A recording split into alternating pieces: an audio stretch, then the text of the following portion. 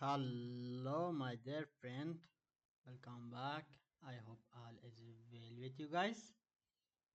As always, my first point is before we begin the video, my English is not good, but I will try my best. If you have any difficulty to understand, you can put your question in writing in the commenting area or send it to me via the contact link that is in the description of this video. There I will put the answer in writing and hopefully it will help you that way.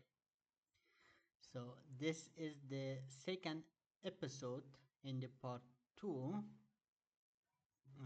in the series about denial of service attack and distributed denial of service attack. In the first part, which consisted of 2 episodes, we talked about what is denial of service attack and how it happens and some impact of it. And in the second part, we have started to talk about distributed denial of service attack. In the first episode, we talk about what it is, and we have learned some terminology and the structure of the attack itself. In this episode, we are going to talk about the communication between handler and bots in distributed denial of service attack structure. First of all, it happens, uh, this consists of some stages, and each stage consists of some steps. Okay, the first stage is setting up communication channels, I don't know how to pronounce it, channels between the handler and the bots. And in this stage it consists of 2 steps, and each step have sub steps in itself. I have tried to structure it in order to be easy to understand. I don't know if it will be helpful. I will be very grateful if you uh, put your feedback in the commenting area if it is easy to understand or not, and you can send a feedback or recommendation how to move forward and structure the material that will be easier to understand for you guys. So first we have setting up the communication channels. First stage, as I mentioned, communication between handler and bots is consists of multiple stages, and each stages has multiple steps in it. The first stage is setting up communication channel, and in this stage the first step is infection and recruitment. So what will happen here? The first sub step in this here is bot infection. We know what bot is, huh? Right? It is an infected device or compromised devices. Infect with the malware the device. We have malware. Malware is being used to infect the device, and when the device is infected it turns into bot. Okay, this malware, it depends on the designer and the objective in general. This malware, I cannot write malware. Wow, I'm getting worse in English day by day, I don't know why. Malware, this malware is designed is designed to connect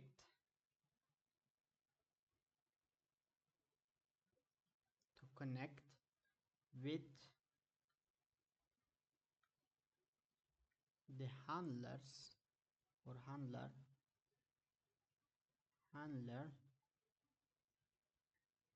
once it is installed on a device.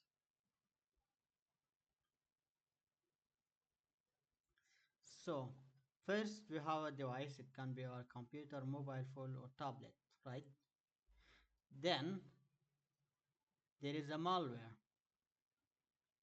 We are going to talk about what is malware and different type of it in the after we have finished with this series, for which we are talking about denial of service attack and distributed denial of service attack. Okay, then this malware is used to infect the device. The device, after the device is being infected, it turns into bot. There is a mechanism or function in this malware designed that after the device is being infected, it can communicate now with the handler or handlers. We will talk about handler and handlers later, okay, later in this video. So then the second step here in the first step is handler information. After a device has been affected, and contact the handler, and what handler will do? The handler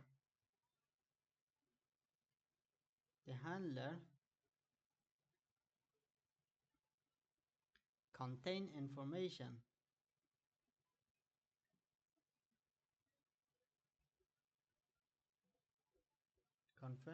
contain information about how to contact the handler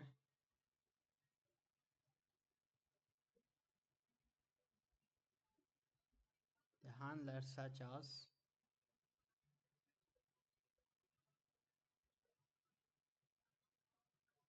as a list of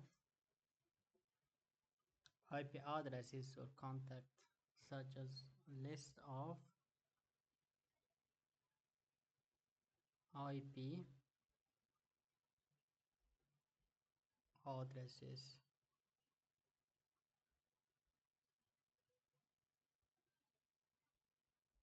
IP address of domains name or domain name, IP addresses or domain name.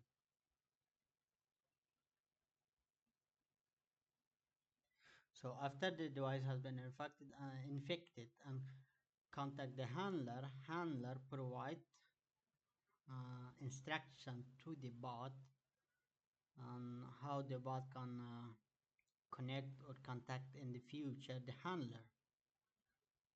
Okay, so it will be clearer as we move forward the explanation. Okay, now we are done with the first step in the first stage. We are going to second step, which is configuration. What will happen in this stage? First, in this stage, in the configuration stage, in the first step, we have a title which called unique identification. What will happen here? Each bot is assigned a unique identifier or ID, unique ID or tag. This is to help. This helps the handler or handlers, the handler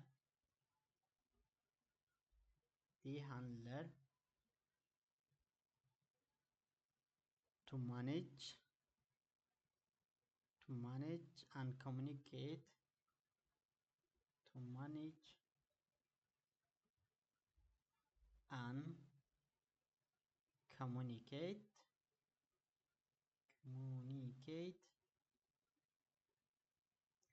with each bot individually,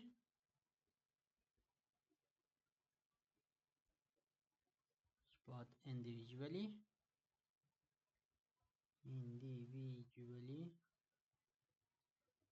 or in group.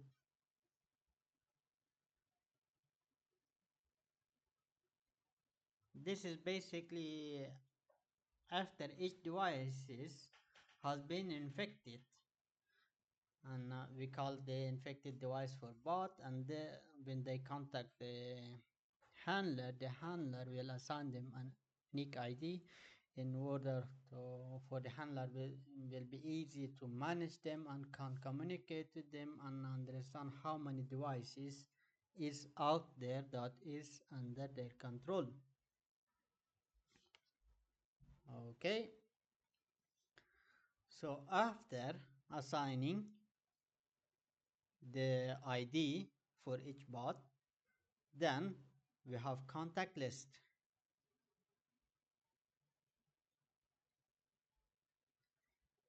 This contact list will be provided from handler to the each bots individually. Bot are provided with prior what is called prioritized ah priority prioritized I'm not sure prioritized I am not sure, I forgot how to write priority. Okay, I am sure that is not correct. Prioritized list. If you didn't understood what I mean, I will be very grateful that you send write in the commenting below. Okay, priority. Basically, each bot will receive a list. This list have a contact list in it, and in that list, uh, every contact is put based on priority. Those contact that is higher up in the list, the bot will contact that handler first. Okay, prioritize list of handlers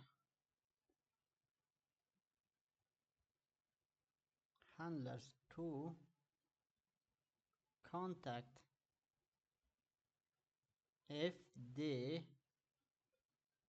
primary handler is unreachable for some reason. It can be technical reason or the defense team has discovered, then they have shut it down, unreachable. Then the bot will go into their contact list and look, okay, okay, which handler has top priority, then they will contact that handler first. Unreachable, the bot will try the next one in the line.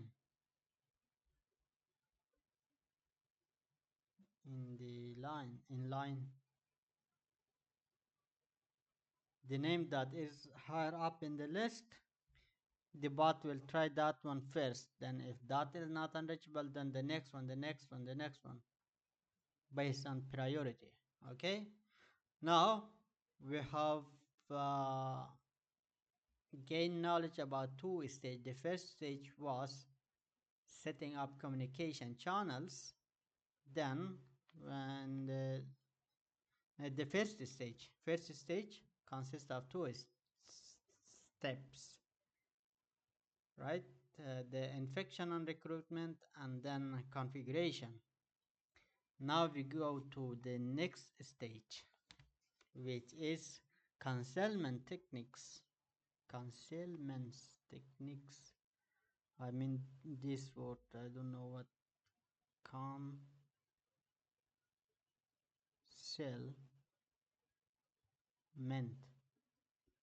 obscure or hide, camouflage. Here, this stage, this stage consists of three steps,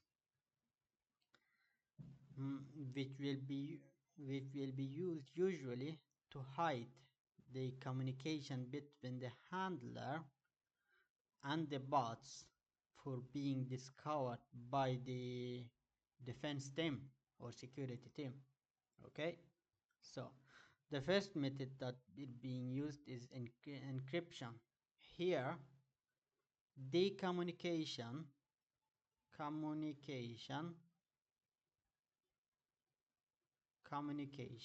between bots and handler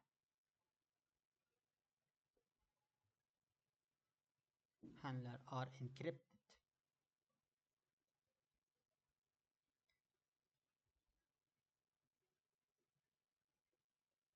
This will prevent, even if the communication between the bot and handler is being intercepted, they are not readable for the security or the defense team to understand what it is about. They cannot analyze traffic's content, because they cannot read it.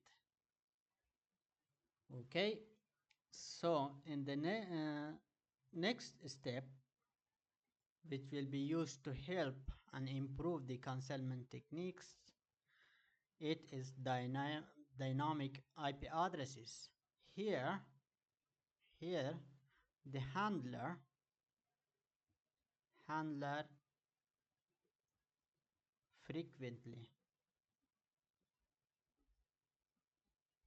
frequently changes their IP address.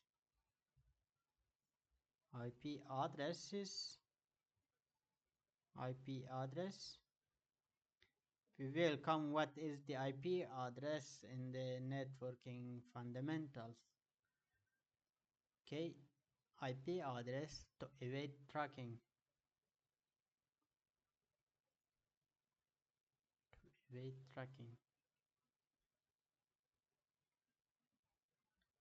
This will help them, for example, if some security team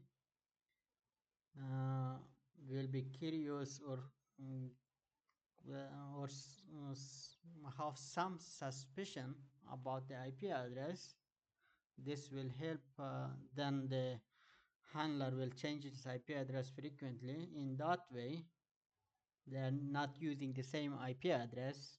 Then this will help them further to conceal their communication between the handler and bots.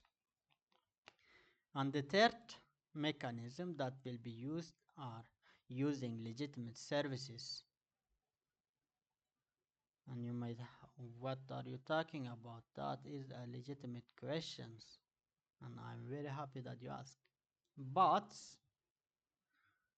they might receive because they are receiving instruction how to communicate back to the handler give them the method how they can do that. Bots might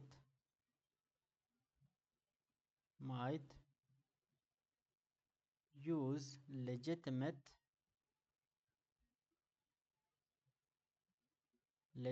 services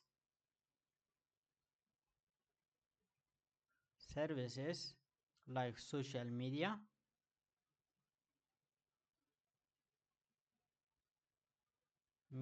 platforms.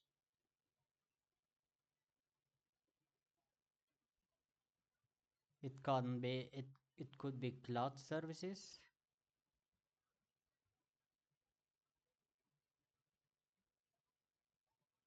for their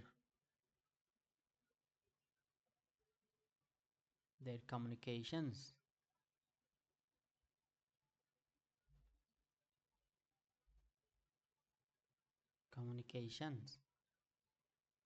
And you may ask how this will help them. This will result or lead to in blending in with normal traffic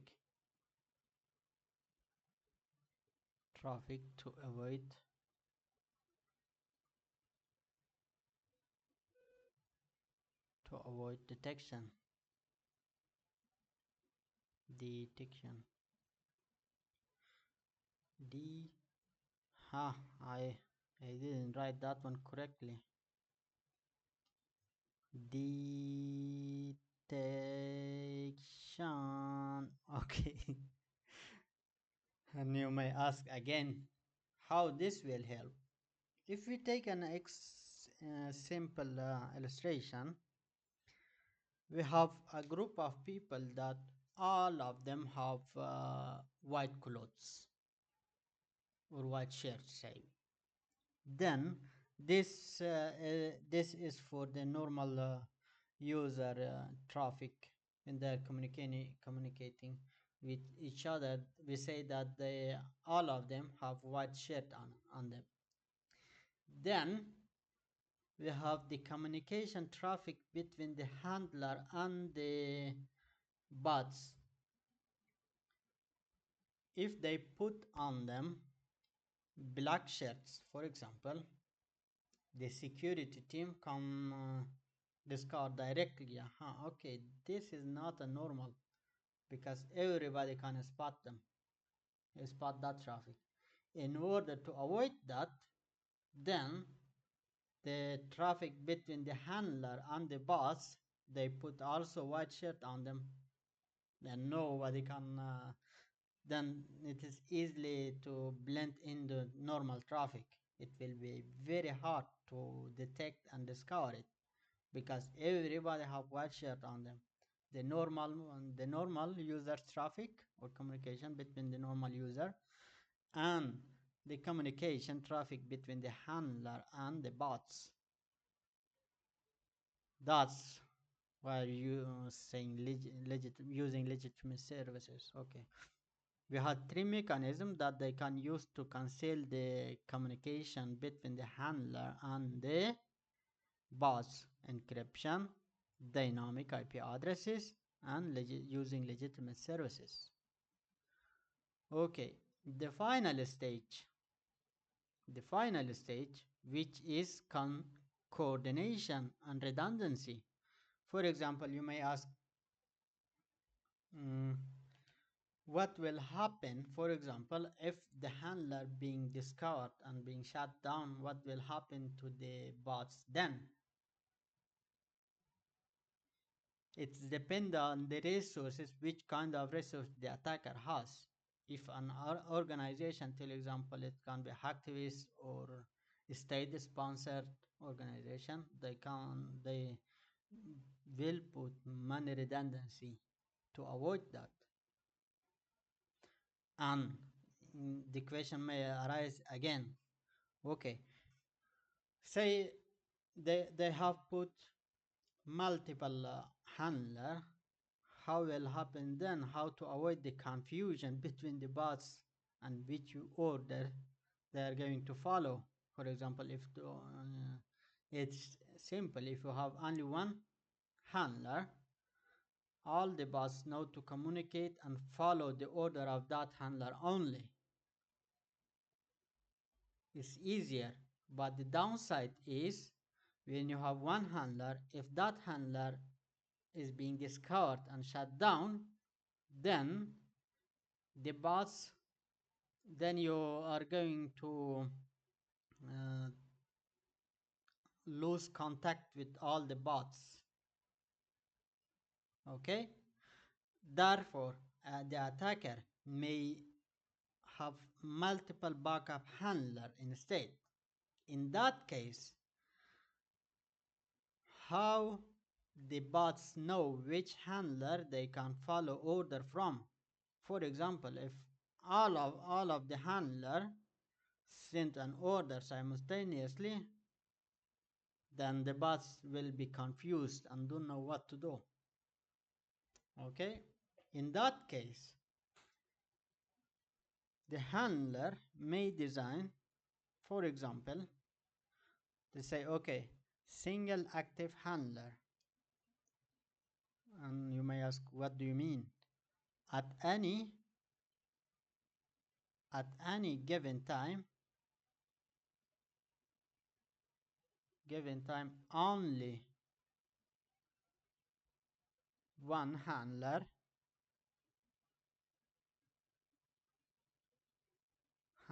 communicates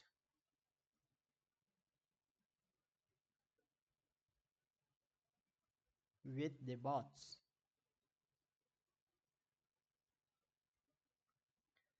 to prevent confusion.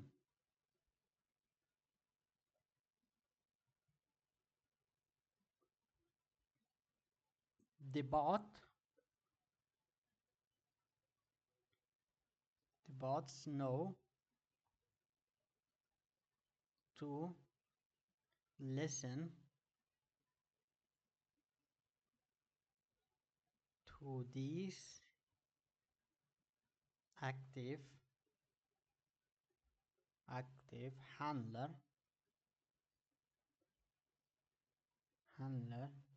and ignore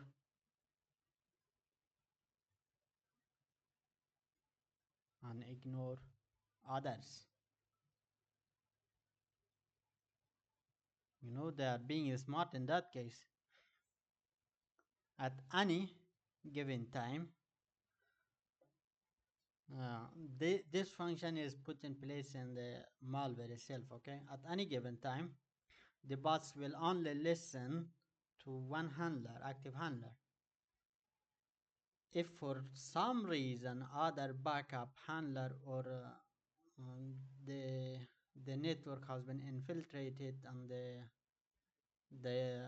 the defense side will send their command, but in that case, that happen, for example, the bots will only listen to one single active handler and ignore the other.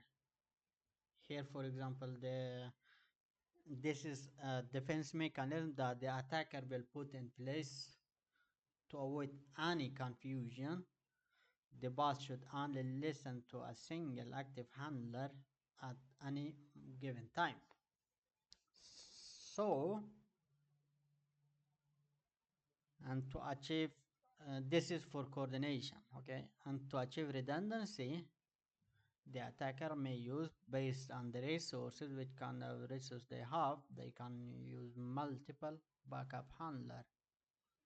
Okay, here, and you may ask how they can achieve that. Bots are configured with multiple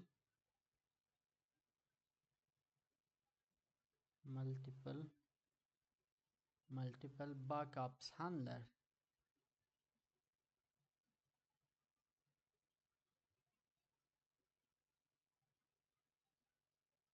If you remember, it was on the initial stage. Where was it? Wait a minute. Here in the configuration, they have received a contact list. which contain the addresses of multiple handler based on priority, which handler to contact in case. Okay, so multiple backups handlers, if the primary handler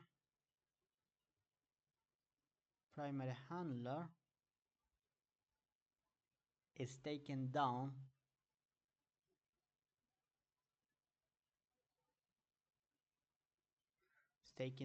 or become unreachable, or become unreachable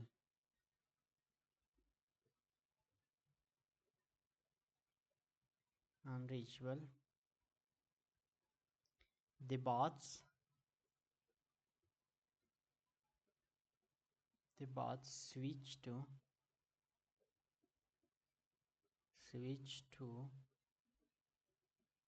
the next handler on the list based on priority. Handler on the list. Okay,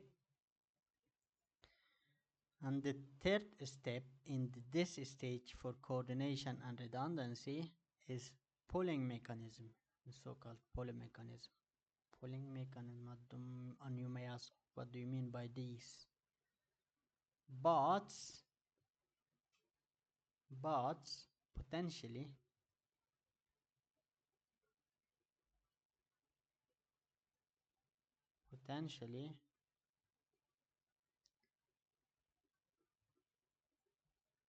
they have check-in call,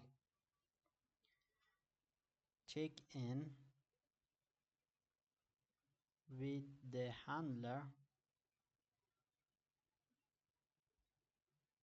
based on which kind of configuration it has. For example, if they must check every once per hour, or once per day, or once a week, it depends.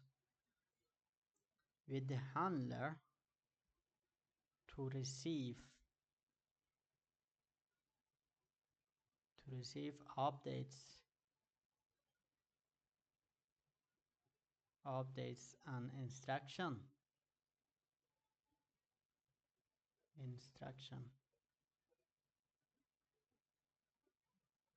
And you may ask, why the need of it? Because they already have been infected.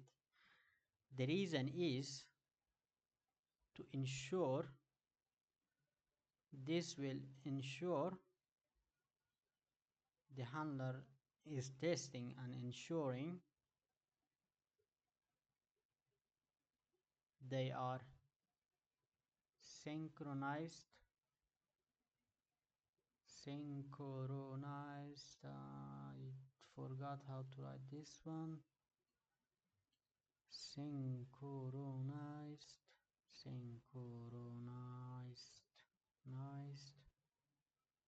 and ready for command.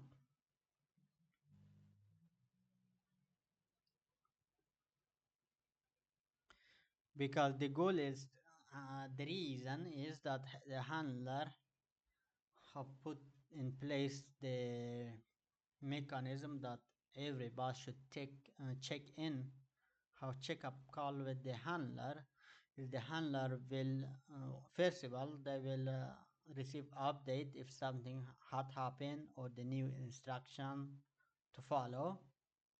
The other reason is for the handler to know and check, okay, how many bots it has under its control right now and ready to go at the moment notice. Okay, I hope it is fascinating, right? Okay, I hope that you have gained at least some knowledge here. If you have any question up until now, you can put your question in writing or contact me via the contact link that is in the description of this video. Here I will put the answer in writing, and hopefully my English is a little bit